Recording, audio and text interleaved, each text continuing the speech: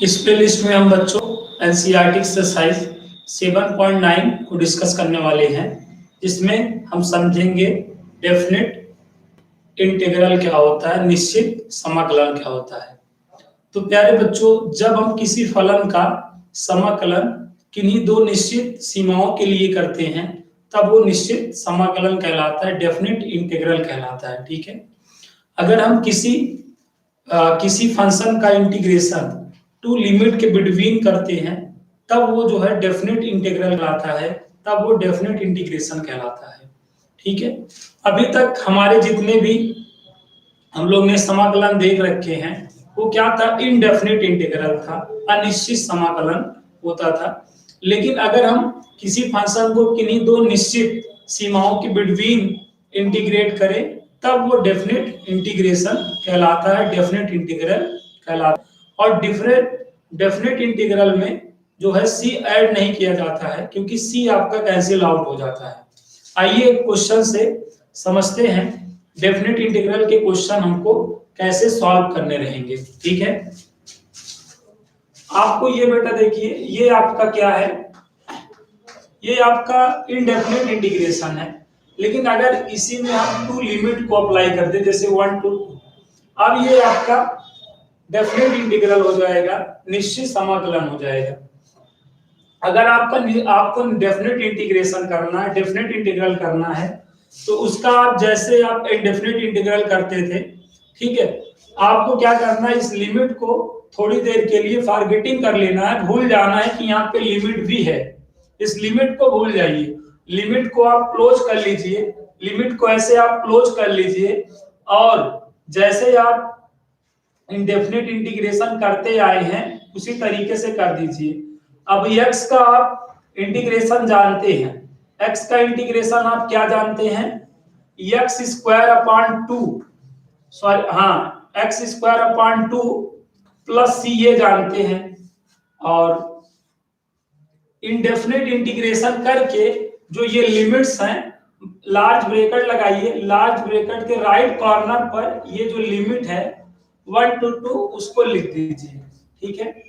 ऐसा करके क्या करिए, सबसे पहले ये अपर लिमिट होती है, इसको हम अपर लिमिट बोलते हैं। ओके, ये हमारी अपर लिमिट कहलाती है और ये हमारी लोअर लिमिट कहलाती है। ये बेसिक बात को आपको समझना है। Indefinite integral 1 to 2 x dx, इसको ऐसे रीड किया जाता है। अगर आपको डेफिनेट इंटीग्रल को इंटीग्रेट करना है, तो सेम एज आप जो है इसको इनडेफिनेट इंटीग्रल की तरह लिमिट को आप ऐसा मानेंगे कि लिमिट नहीं है, लिमिट को ना मानते हुए आप इंटीग्रेशन कर लेंगे। जो रिजल्ट आएगा उस पे आप लार्ज ब्रैकेट लगाएंगे, और यहाँ जो लिमिट रिटेन हुई रहेगी उसको आपको राइट कॉर्नर पर ऐसे लोअर टू अपर ऑर्डर में इस तरह आपको रिटेन कर देना है। उसके बाद प्यारे बच्चों, आपको क्या करना है, x के प्लेस पे अपर लिमिट रखनी है, फिर x के प्लेस पे लोअर लिमिट रख के सब्ट्रैक्ट कर देना है।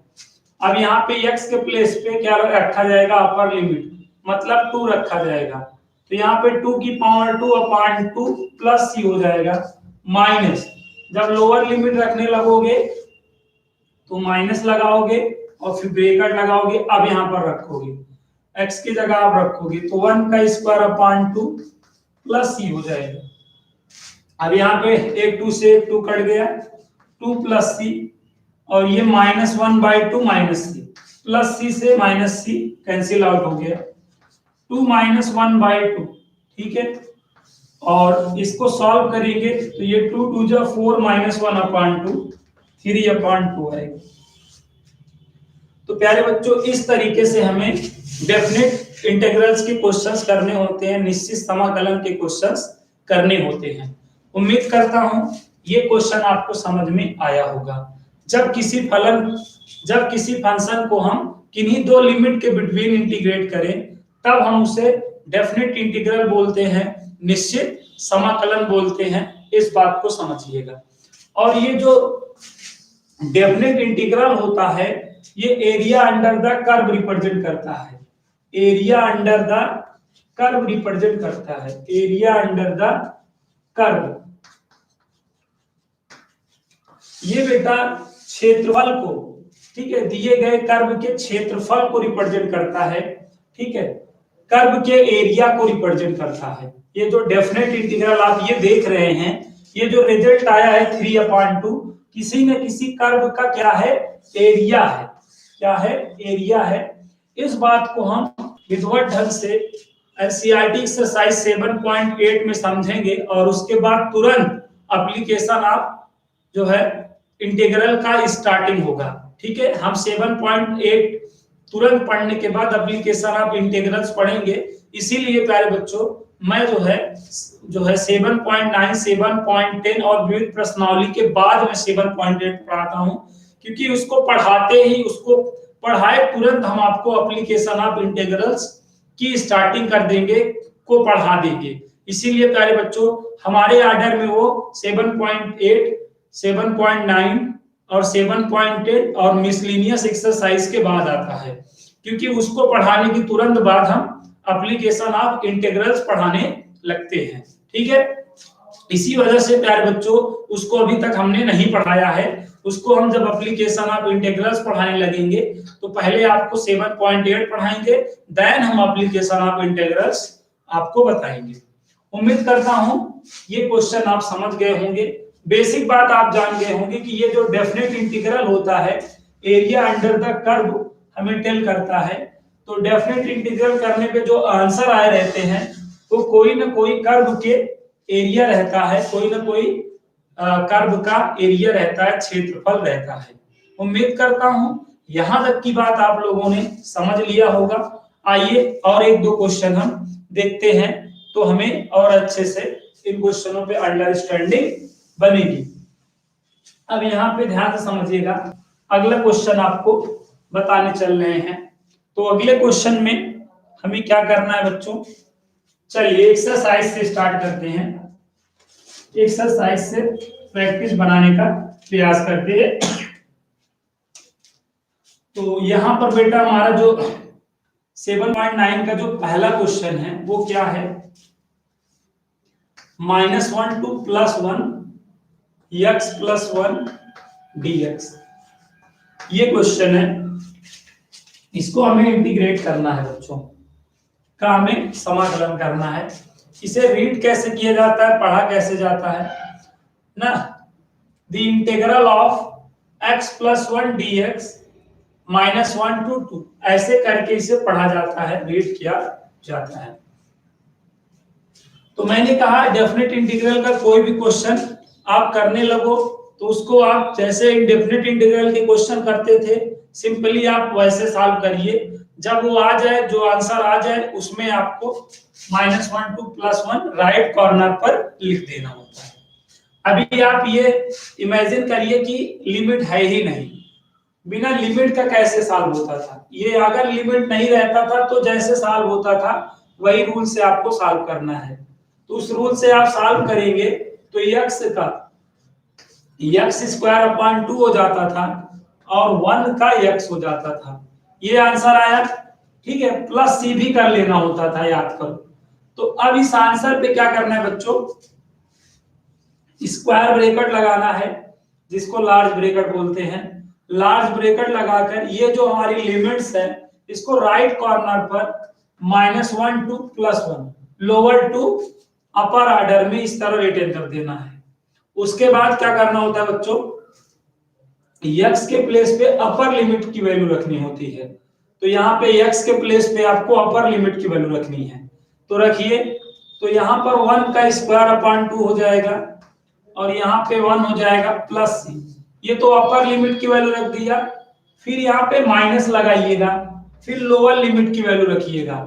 यहाँ पर क्या हो जाएगा, -1 का होल ² और यहाँ पे प्लस ब्रैकेट में -1 और ये +c।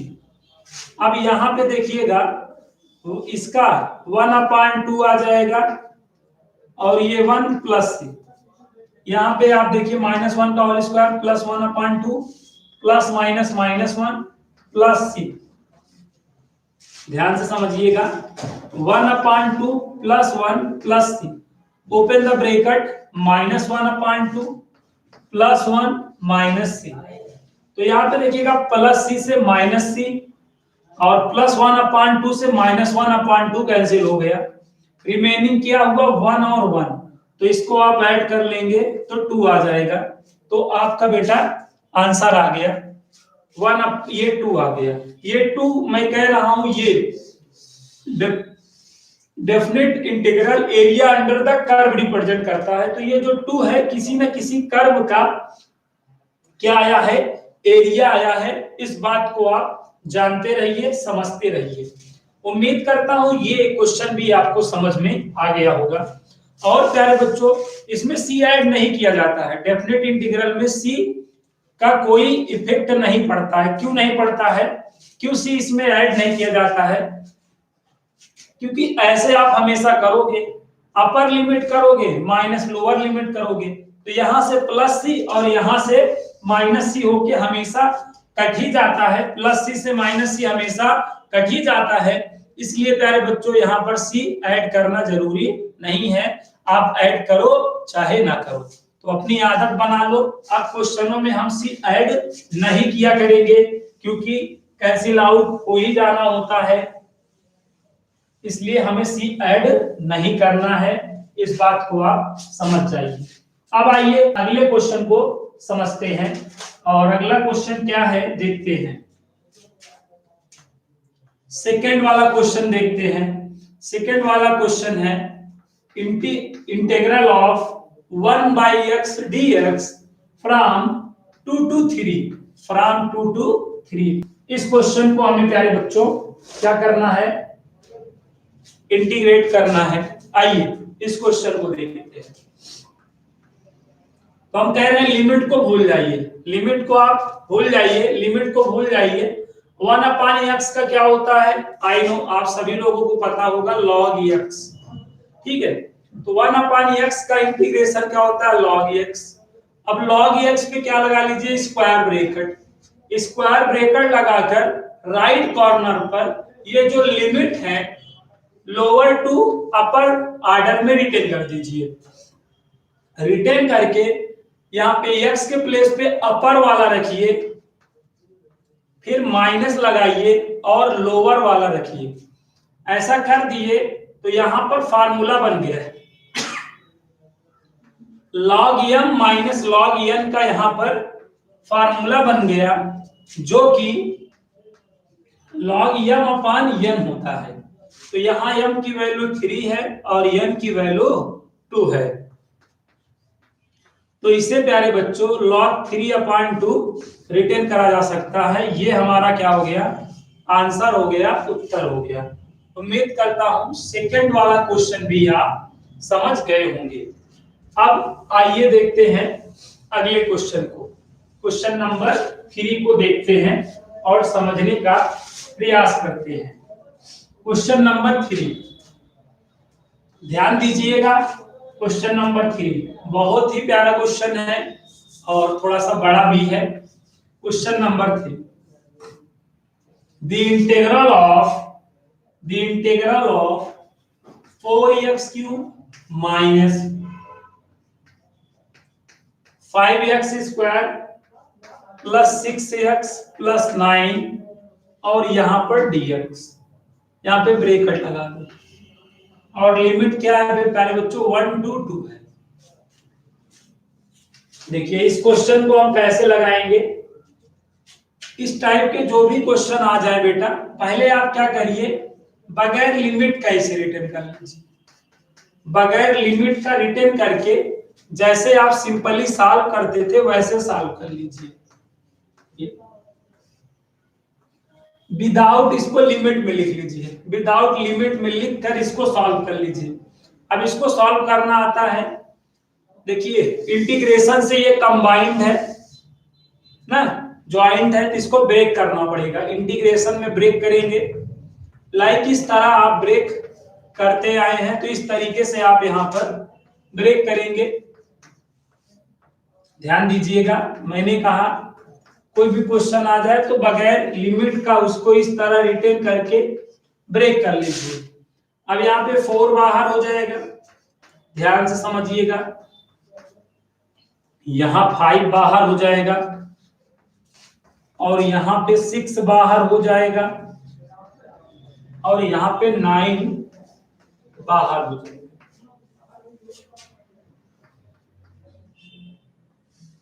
इसका आप इंटीग्रेशन करेंगे तो क्या हो जाएगा, x की पावर 4/4 और यहाँ पे x की पावर n वाला फार्मूला लगाएंगे तो x³/3 आ जाएगा और यहाँ पे x की पावर n वाला लगाएंगे x²/2 हो जाएगा और 1 का क्या होता है, x होता है।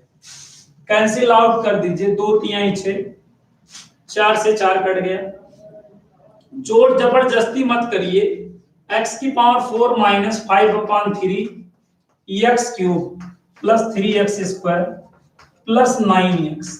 इसमें c ऐड करना जरूरी नहीं होता है क्योंकि c आपका हमेशा कैंसिल आउट हो जाता है, इसलिए यहाँ पर c ऐड करना जरूरी नहीं होता है। तो इसलिए प्यारे बच्चों यहाँ पर हम c ऐड नहीं कर रहे हैं। ये देखिए हमने इस क्वेश्चन को क्या कर लिया, इंटीग्रेट कर लिया है। अब हमें क्या करना है बच्चों, अब हमें अपने क्वेश्चन को रिटर्न करना है 1 to 2। इस पूरे को हमें ऐसे रिटर्न कर लेना है, ध्यान से समझिएगा। पूरे क्वेश्चन को हमें रिटर्न कर लेना है और इसका इंटीग्रेशन क्या होता है आप जान ही गए हैं। क्या, x की power 4 minus 5/3 x³ plus 3x² plus 9x। इस पे आप स्क्वायर ब्रैकेट लगा दीजिए। स्क्वायर ब्रैकेट लगाकर यहां तक की लिमिट क्या रिटेन है, 1 to 2 रिटेन है। तो यहाँ पे राइट कॉर्नर पर 1 to 2 जो है लोअर टू अपर ऑर्डर में लिख दीजिए। ऐसा करके आप प्यारे बच्चों वैल्यू रख दीजिए ना, वैल्यू रखना आता ही है आपको, वैल्यू रख दीजिए। तो x के प्लेस पे पहले अपर लिमिट रखना होता है, तो x के प्लेस पे अपर लिमिट रखेंगे, यहाँ पे अपर लिमिट, तो ये 2 की पावर 4 हो जाएगा माइनस 5/3, फिर x के प्लेस पे लिखेंगे 2 की पावर 2 हो जाएगा, सॉरी क्यूब हो जाएगा, क्यूब 3 into 2 का होल स्क्वायर 9 into 2। ये तो अपर लिमिट की वैल्यू हुई। फिर माइनस लोअर लिमिट की वैल्यू रख दीजिए 1 की पावर 4 माइनस 5/3 1 का क्यूब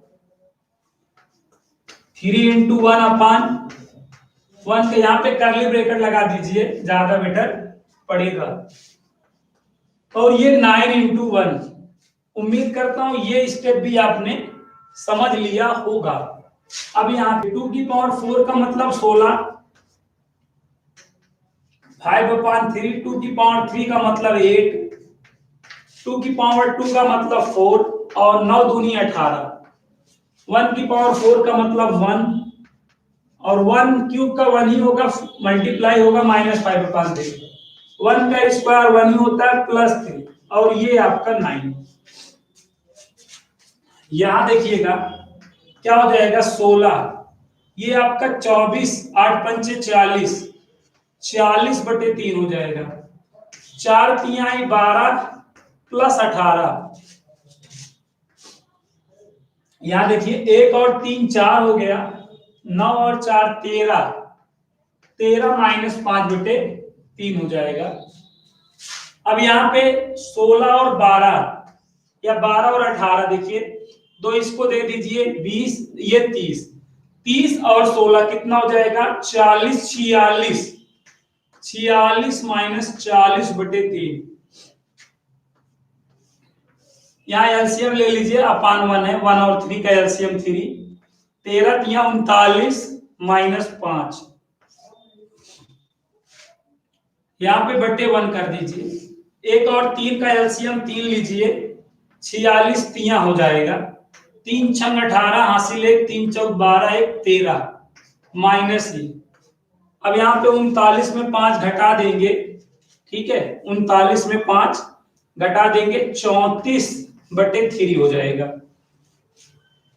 अब यहाँ पे 138 में 40 घटाइए तो ये 98/3 माइनस 34/3। अब यहाँ पे डिनोमिनेटर सेम है, डिनोमिनेटर सेम होने पे न्यूमरेटर नोट डाउन हो जाता है। सेम हर होने पर ऊपर वाला, अगर नीचे वाला सेम है तो ऊपर वाला नोट डाउन हो जाता है। 8 में से 4 4, 9 में से 3 6 बटे कितना 3, तो 64/3 आपका आंसर आएगा। तो उम्मीद करते हैं ये क्वेश्चन भी आप समझ गए होंगे। तो कोई भी क्वेश्चन इस तरह का आपको मिल जाए तो उसको आप इंडेफिनिट में रिटर्न करके इंटीग्रेशन कर लीजिए, फिर उस पे आप जो आंसर आया रहे स्क्वायर ब्रैकेट लगा के जो है राइट कॉर्नर पर लिमिट को पुट कर दीजिए, आपका क्वेश्चन सॉल्व हो जाएगा। अब आइए अगले क्वेश्चन को समझते हैं। ठीक है, अगला क्वेश्चन देखते हैं क्या है हमारा। क्वेश्चन नंबर 4, क्वेश्चन नंबर 4 है 0 to π/4। ठीक है, sin 2x dx ये क्वेश्चन है। अब आइए इसको सॉल्व करते हैं। ठीक है, बहुत ही प्यारा क्वेश्चन है, तो टेंशन नहीं लेने का, टेंशन देने का। क्या करना है बच्चों, अब इसको इंटीग्रेशन करना आता है, इसका इंटीग्रेशन करना आता है। इसको आप sin 2x को आपने t एज्यूम कर लिया, तो sin t का आपको देखिए cos t हो गया, cos t हो गया, लेकिन माइनस होगा। क्या होगा, minus. Yes for subtract, integration में यस फॉर सब्ट्रैक्ट होता तो माइनस, और यहाँ पे जो x का कॉफिशिएंट रहेगा उसका डिवाइड देना पड़ेगा। तो इसको देखिए t मानकर sin t का cos t लिखा, माइनस cos t लिखा, और x का जो कॉफिशिएंट है उसका डिवाइड दे देना होता है।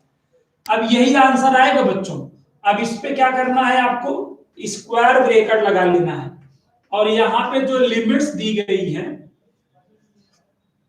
उन लिमिट्स को यहाँ पे राइट कॉर्नर पर 0 to π/4 ऑर्डर में इस तरह रिटेन कर देना है। अब यहाँ के बाद देखिए वैल्यू रखिए।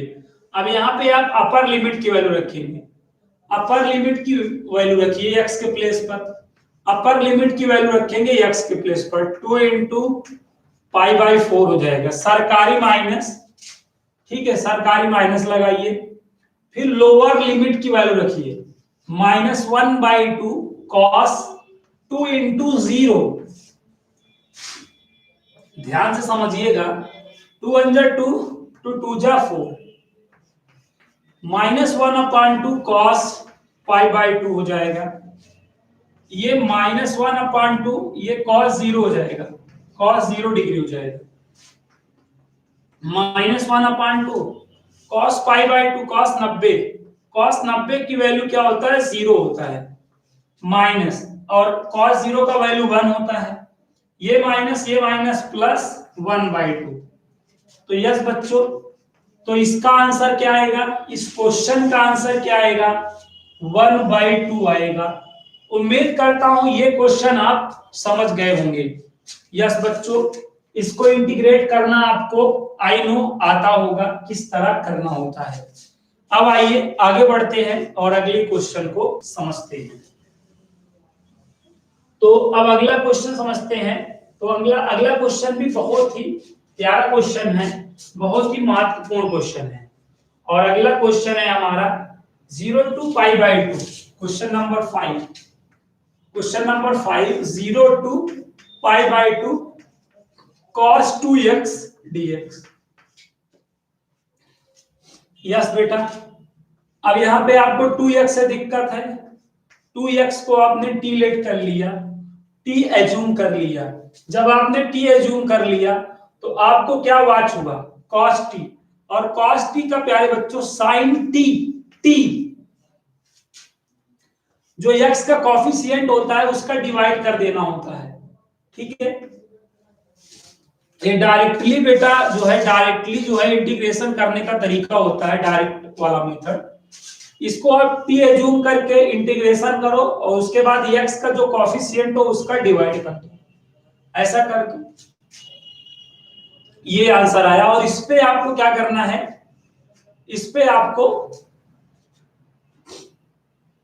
आपको राइट कॉर्नर पर इसकी लिमिट रिटर्न करनी है 0 to π/2। अब 1/2 अपर लिमिट रखिए x के प्लेस पर, माइनस 1/2 फिर लोअर लिमिट रखिए, 2 से 2 कट गया, 1/2 साइन पाई, 1/2 साइन 0। यहां पर ध्यान दीजिएगा sine pi, sine 180, sine 180, sine 0 अंश का मान देखो, साइन पाई का मान 0 ही होता है और साइन 0 का मान भी 0 ही होता है। तो यहां पर आपको आंसर क्या आने वाला है, 0 आने वाला है। ठीक है, तो क्वेश्चन नंबर 5 का आंसर क्या आने वाला है बच्चों, 0 आने वाला है। इस तरीके से हम क्वेश्चन को सॉल्व कर सकते हैं। ठीक है, तो उम्मीद करता हूं क्वेश्चन नंबर 5 भी आप समझ गए होंगे किस तरह आपको अप्लाई करना है। ठीक है, किस तरह सॉल्व करना है। अब आइए क्वेश्चन नंबर 6 को समझते हैं। क्वेश्चन नंबर 6 बहुत ही प्यारा क्वेश्चन है, क्वेश्चन नंबर 6। आइए देख लेते हैं क्या है। 4 to 5 है, क्वेश्चन नंबर 6 है 4 to 5 e की पावर x dx। तो बहुत ही अच्छा क्वेश्चन है। आपको क्या करना है, e की पावर x को इंटीग्रेट कर लेना है।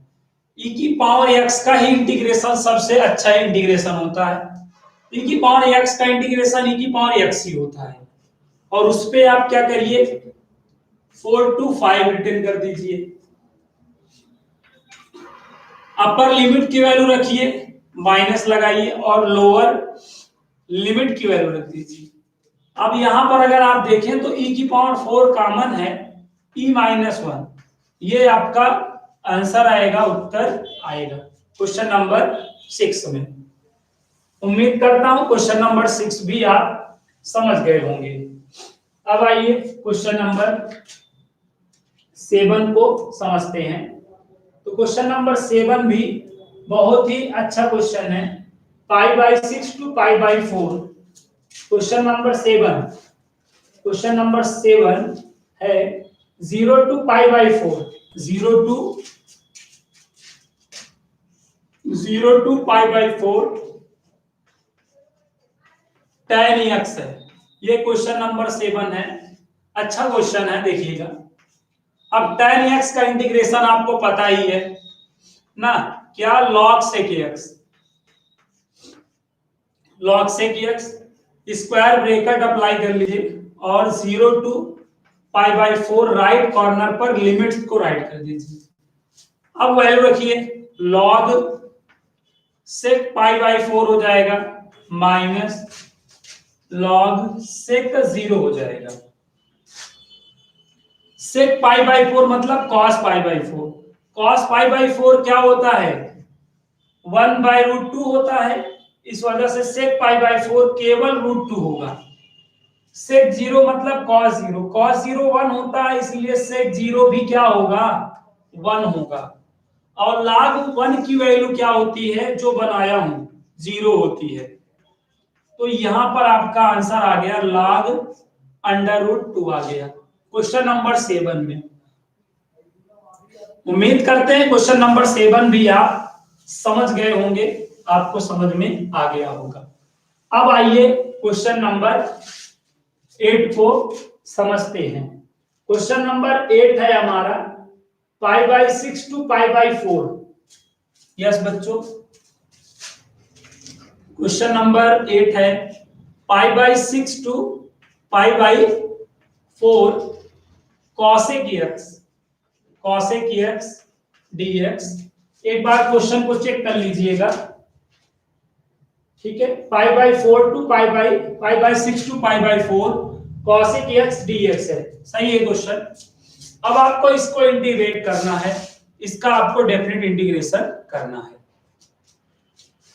तो प्यारे बच्चों cosec x का इंटीग्रेशन आपको पता ही है।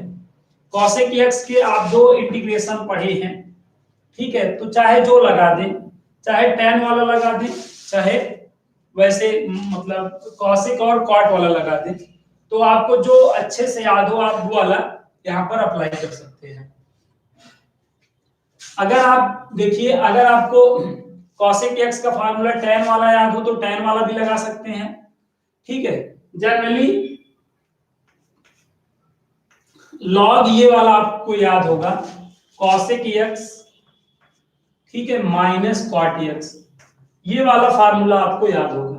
cosec x का इंटीग्रेशन आपको क्या बताया गया था, log cosec x minus cot x, ठीक है, ये आपको बताया गया था। अब इस पे स्क्वायर ब्रैकेट लगा लीजिए और यहाँ पे π/6 टू π/4, ठीक है। फार्मूला एक बार देख लीजिएगा, माइनस प्लस में कंफ्यूजन होता है, तो जहां तक हमारा माइंड कह रहा है यहाँ पे माइनस ही होगा, प्लस भी हो सकता है, ठीक है।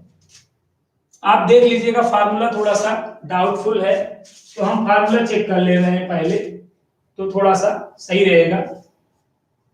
पहले फार्मूला थोड़ा सा चेक कर लीजिए, cosec x का फार्मूला थोड़ा चेक कर ले बेटा, आप सभी लोग, सभी बच्चे cosec x का फार्मूला 2 होता था। 1 मिनट में चेक कर लेता हूं, ठीक है बेटा, एकदम सही है। यस बेटा, यही फार्मूला होता है, एकदम सही फार्मूला है, ठीक है। अब आइए इसको समझ लेते हैं अच्छे से।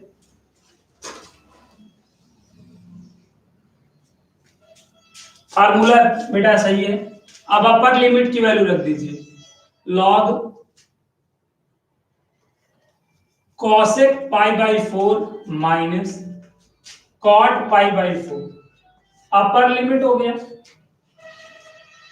माइनस फिर क्या करिए, lower limit, lower cosec π/6 minus cot π/6, ये हो गया। ये आपका log क्या हो जाएगा, ध्यान दीजिए, cosec π/4 sin π/4, sin π/4 1/√2 होता है, इस वजह से cosec π/4 केवल √2 हो जाएगा, √2। यहाँ पे स्मॉल ब्रैकेट लगाइए, ज्यादा बेटर पड़ेगा, √2। tan π/4 1, तो cot π/4 भी 1 होगा, ध्यान रखिए। देखिए cosec π/6 sin π/6, sin π/6 की वैल्यू 1/2 होती है, तो cosec उसका रेसिप्रोकल है, इसलिए इसकी वैल्यू 2 होगी। tan π/6, tan π/6 1/√3 होता है, तो cot π/6 केवल √3 होगा। यहां पर log m minus log n का फार्मूला अप्लाई कर दीजिए, log m/n, ओके।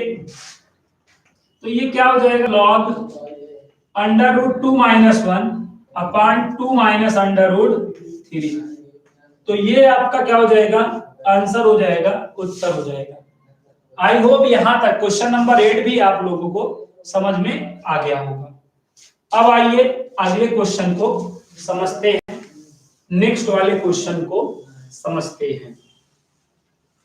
ध्यान से समझिएगा ताकि हमें सारे क्वेश्चन आज इसके हो जाएं। इस प्लेलिस्ट में हम पूरा मतलब पूरी एक्सरसाइज 22 क्वेश्चन है शायद, तो पूरा 22 क्वेश्चन हम यहाँ पे कवर करने वाले हैं। अब आइए क्वेश्चन नंबर 9 हम लोग समझते हैं। क्वेश्चन नंबर 9 भी बेहद ही शानदार क्वेश्चन है और बहुत ही सिंपल है, ठीक है। क्या है question number 9, 0 to 1 dx 1/√1 - x²। इसका फार्मूला आई नो आपको याद ही होगा, ये किसका फार्मूला होता है, साइन इनवर्स x का। इसका इंटीग्रेशन साइन इनवर्स x होता है ना, और large bracket 0 to 1। Upper limit की वैल्यू रख दीजिए, ठीक है, अपर लिमिट की वैल्यू रख दीजिए, फिर लोअर लिमिट की वैल्यू रख दीजिए। साइन में 1, साइन में 1 मतलब π/2, साइन में 0 0 ही होता है, तो आंसर क्या आ जाएगा, π/2 आ जाएगा। क्वेश्चन नंबर 9 आपका डन हो गया है, स्क्रीनशॉट ले सकते हैं क्वेश्चन नंबर 9 का।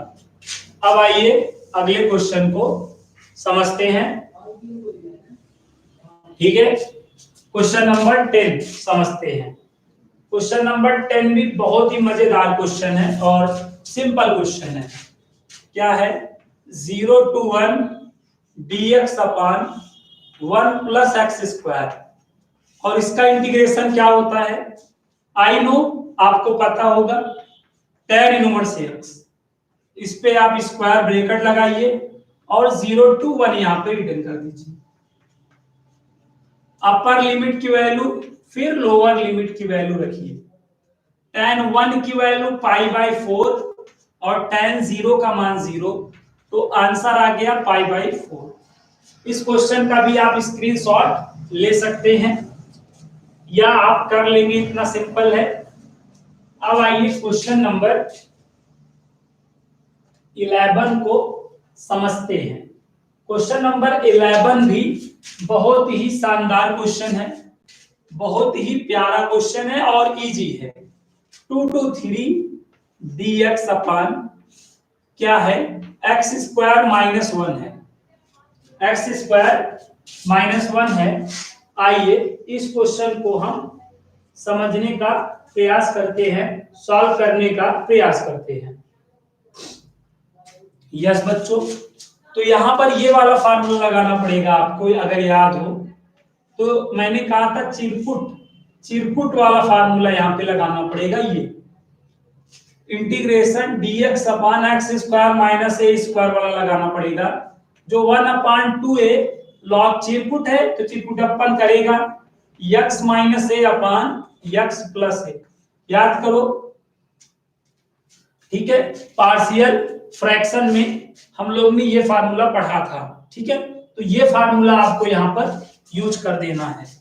तो यहाँ पर a की वैल्यू 1 ही है, तो यूजिंग दिस फार्मूला, तो यहाँ पर क्या हो जाएगा, 1/2 इंटू a की वैल्यू 1 है, log x minus 1 upon x plus 1, और इस पे स्क्वायर ब्रैकेट लगाइए और लिमिट 2 to 3 अप्लाई करिए। ये 1/2 लॉग अपर लिमिट वैल्यू रखिए 3 माइनस 1 अपॉन 3 प्लस 1, फिर माइनस 1/2 लोअर वैल्यू रखनी है, लोअर लिमिट, तो 2 माइनस 1 अपॉन 2 प्लस 1, ये 1/2 लॉग क्या आ जाएगा 2/4, ये 1/2 लॉग 1/3। ध्यान से समझिएगा, 1/2 तो कॉमन ही है,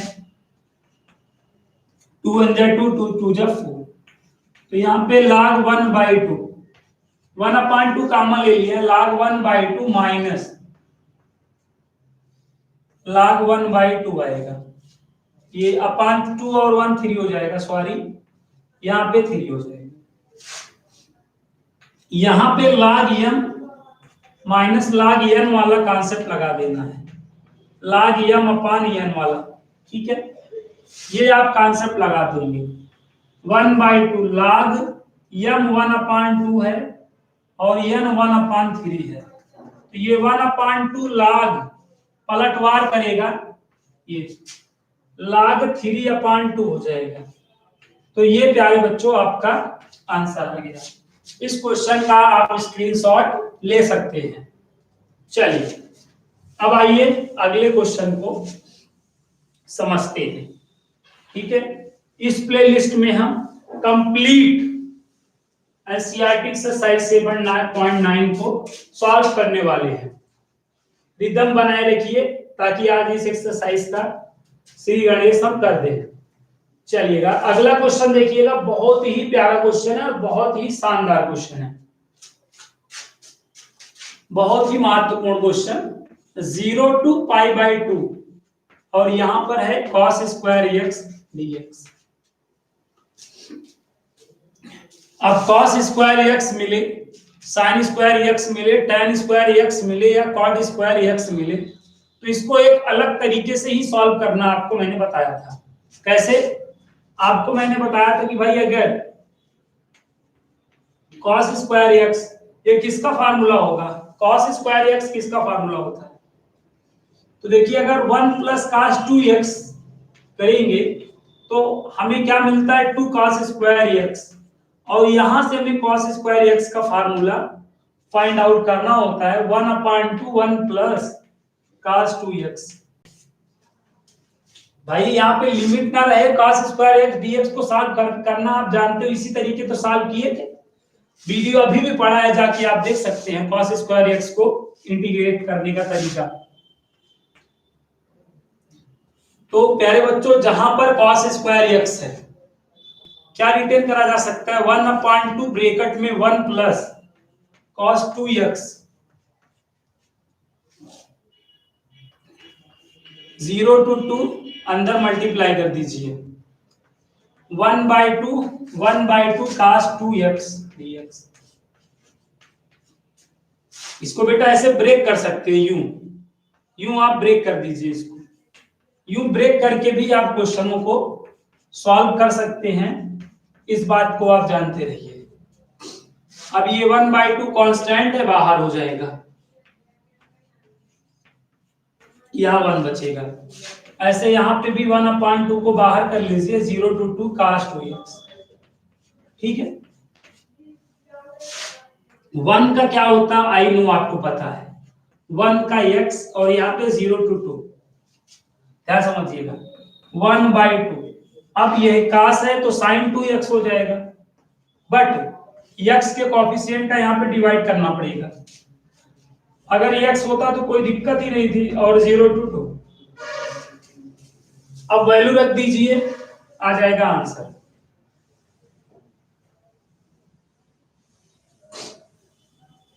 वैल्यू रखिएगा ध्यान से, 1/2 वैल्यू रख दीजिए, upper limit minus lower limit, okay. 1/2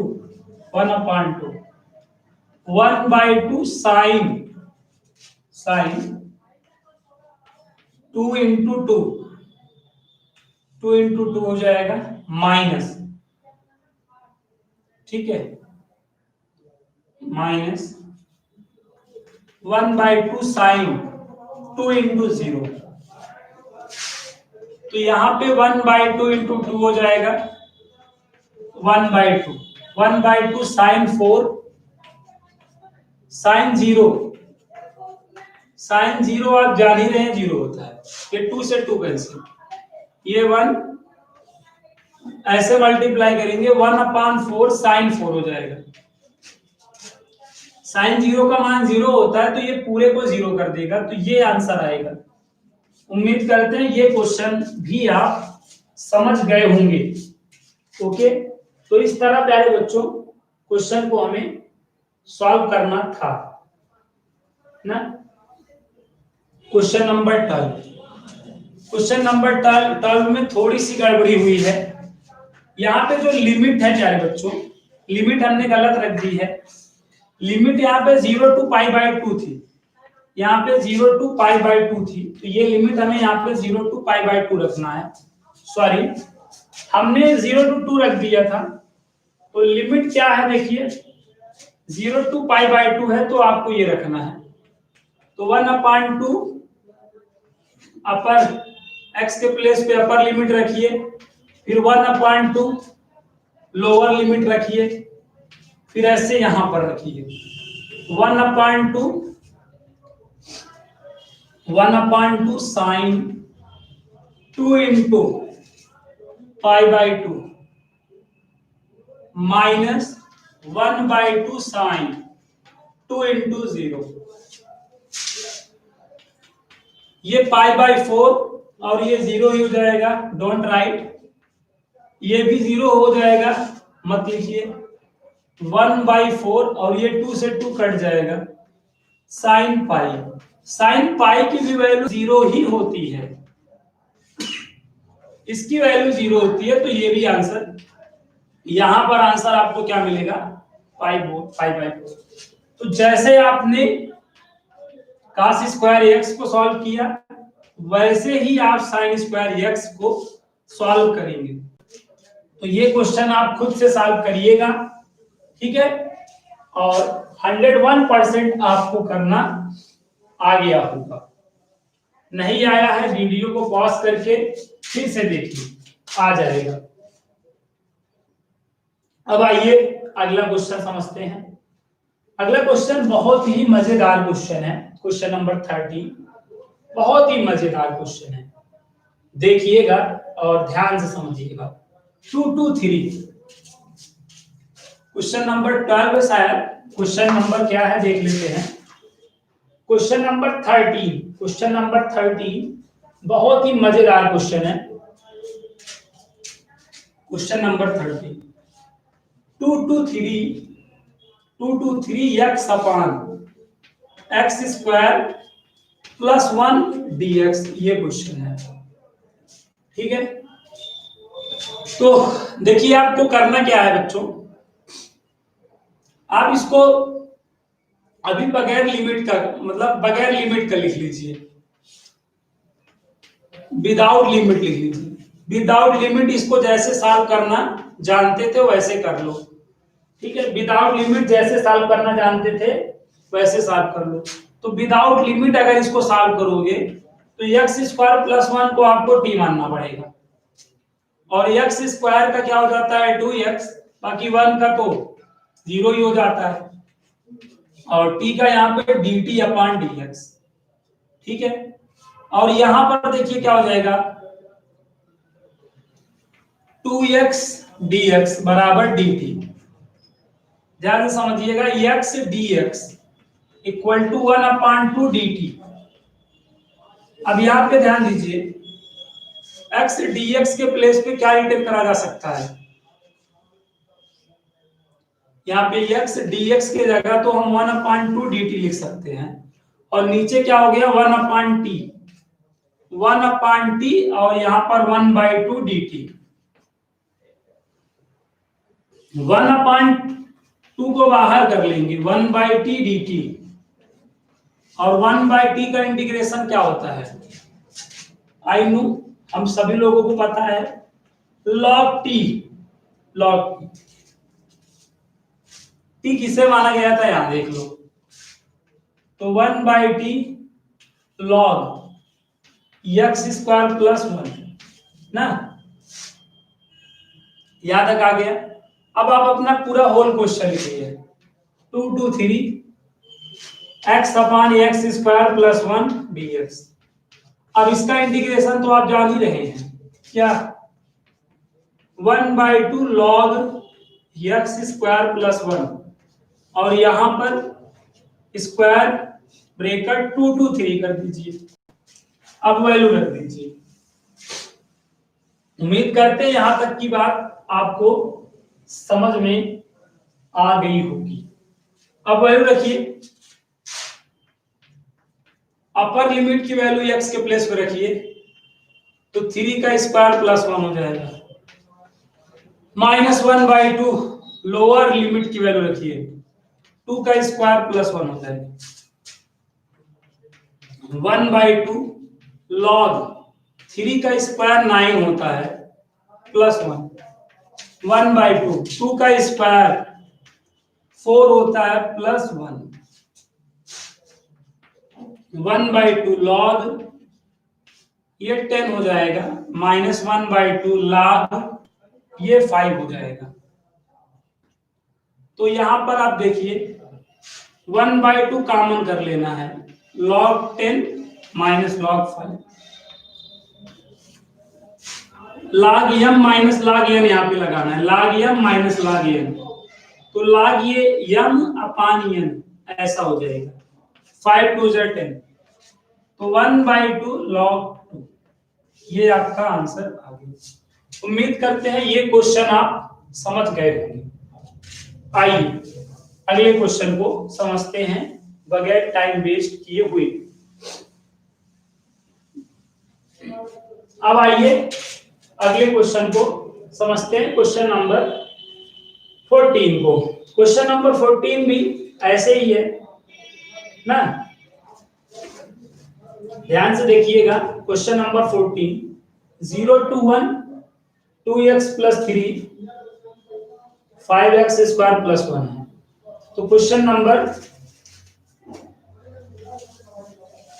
कौन सा है? Question number 14। ध्यान दीजिए, क्वेश्चन नंबर 14, 0 to 1, ऊपर क्या है, नीचे 5x स्क्वायर प्लस 1 है, नीचे 5x स्क्वायर प्लस 1 है और ऊपर 2x प्लस 3 है। 2x प्लस 3 dx है।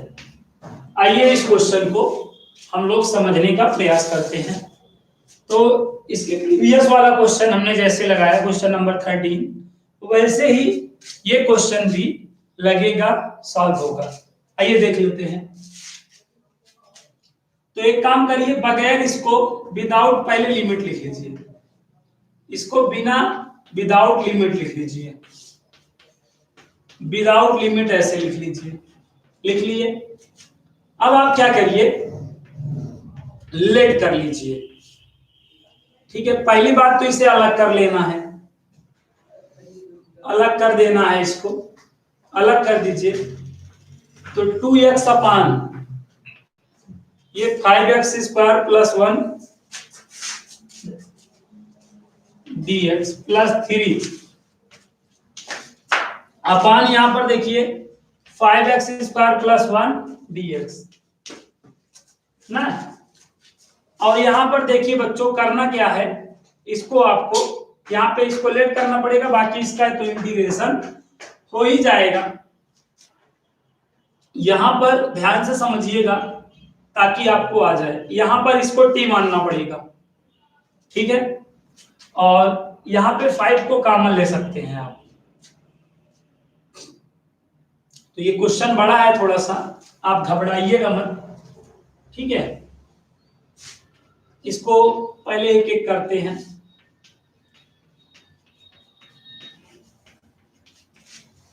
यहाँ पे 5 को कॉमन ले लीजिएगा, 3 ऊपर है, नीचे 5 कॉमन ले लीजिए। कॉमन लेने का मतलब डिवाइड करना होता है, ये बात आप जानते हैं। ये हो गया जब आपने कॉमन ले लिया। इसको अगर आप जो है अभी टी मान लेते हैं, मान लीजिए बगैर टाइम वेस्ट किए हुए इसको टी मान लीजिए। तो देखिए 5 इंटू एक्स स्क्वायर का 2x, बाकी 1 का तो 0 होता ही है, और t का dt अपॉन dx। अपने को यहाँ पे किसकी वैल्यू निकालनी है, देखो क्रॉस मल्टीप्लाई कर दीजिए। 2x dx की वैल्यू अपने को निकालनी है, जो कि 1/5 dt है। 2x dx की वैल्यू 1/5 dt है। अब ये वैल्यू यहां रख दीजिए, 1/5 तो बाहर हो जाएगा क्योंकि कांस्टेंट है, बाकी ये 1/t हो जाएगा, और यहां dt। यहां देखिएगा 3/5 1/x स्क्वायर, ये 1/5 1/√5 का होल स्क्वायर इसे रिटर्न करा जा सकता है, ठीक है। और इसका इंटीग्रेशन क्या होता है बच्चों, log t होता है 3/5, और यहां पर tan इनवर्स x अपान ए, तो 1/√5 हो जाएगा। प्लस सी करने की तो कोई आवश्यकता है नहीं, तो मत करिए। अब आगे देखिएगा ध्यान से, ताकि आ जाए एक बार में। तो ये आपका देखिए इंटीग्रेशन हो गया है। टी किसको माना था आपने, यहाँ पे वैल्यू रखने की आवश्यकता है। टी आपने किसको माना था, 5x स्क्वायर प्लस 1 को, और ये पलटवार करेगा 3/5 tan इनवर्स √5x। अब आपको क्या करना है बेटा, ये वैल्यू उठा के यहां पुट करनी है। जब यहां पुट करेंगे तो पूरे आंसर को लिख लीजिए आप। आंसर को आप ऐसे लिख लीजिए, सी ऐड नहीं करा जाता क्योंकि कैंसिल आउट हो जाता है। ये चीज तो आप समझ ही गए होंगे। यहां 0 और यहां 1 लिख दीजिए। अब यहाँ पे 1 आप मतलब 1 रखिए। 1/5 लॉग, अपर लिमिट की वैल्यू रख रहे हैं, अपर लिमिट ये वैल्यू रख रहे हैं।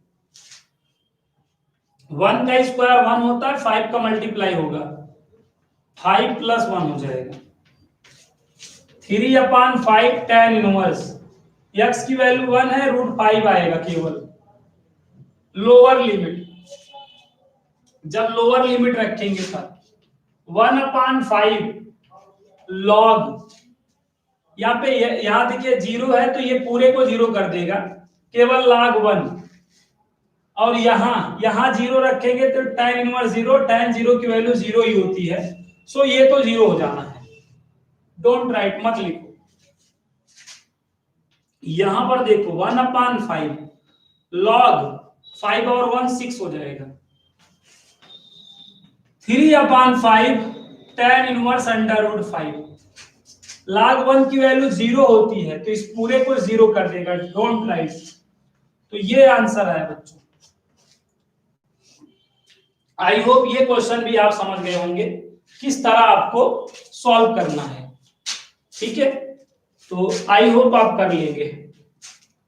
अब आइए अगले क्वेश्चन को समझते हैं, नेक्स्ट वाले क्वेश्चन को समझते हैं। क्वेश्चन नंबर 15 को समझने का प्रयास करते हैं। तो क्वेश्चन नंबर 15 बहुत ही प्यारा क्वेश्चन है, बहुत ही मजेदार क्वेश्चन है। ऐसे मतलब क्वेश्चन नंबर 15 देख लीजिए, अच्छा क्वेश्चन है। 0 to 1 x e x² dx ये है। आइए इस क्वेश्चन को समझने का प्रयास करते हैं। x², तो मैंने कहा इस टाइप के क्वेश्चनों को पहले आप विदाउट लिमिट रिटर्न कर दीजिए। विदाउट लिमिट इसको सॉल्व करना आता है आपको, कैसे? यहां पर x² को t मानना पड़ेगा, क्योंकि e की पावर क्या अच्छी लगती है, e की पावर x अच्छी लगती है। क्यों अच्छी लगती है? क्योंकि e की पावर x पे फार्मूला e की पावर x तुम जानते हो, उसके अलावा कुछ आ जाए तो उसको तुरंत ऐसे t मानना पड़ता है। x² को t मान लो। अब x² का क्या हो जाएगा 2x, और यहाँ पे dt/dx। x dx की वैल्यू यहां से निकल सकती है क्रॉस मल्टीप्लाई करने पर, तो निकाल लीजिए। तो x dx की वैल्यू यहां से क्या आ गई 1/2 dt। वैल्यू यहां रखिए, x dx के जगह तो 1/2 dt हो जाएगा, और 1/2 अगले स्टेप में बाहर भी हो जाएगा।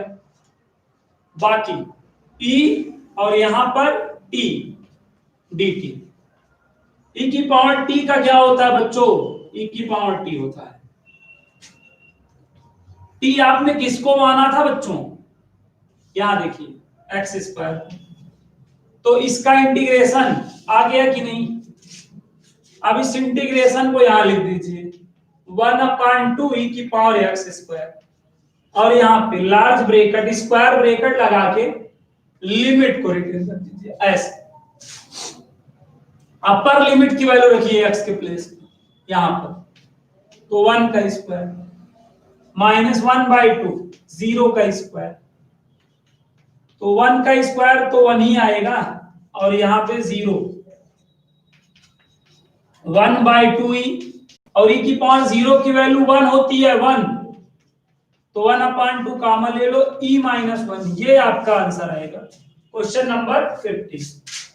आई होप क्वेश्चन नंबर 15 आप लोगों को समझ में आ गया होगा। देख लीजिए